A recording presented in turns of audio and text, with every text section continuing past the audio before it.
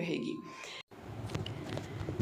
Example में हमारे पास सबसे पहले हेडर फाइल्स हैं #include stdio.h और #include conio.h। #include यहाँ पे क्या है, प्री प्रोसेसर डायरेक्टिव्स हैं, यानी प्रोग्राम को शुरू करने से पहले की हदायत। उसके बाद stdio standard input output header file और conio console input output header file.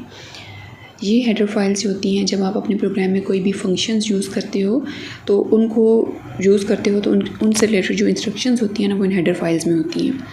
उसके बाद ब्लू कलर में हमारे पास 3 स्टेटमेंट्स हैं, void main, clear screen and last में गेट ch।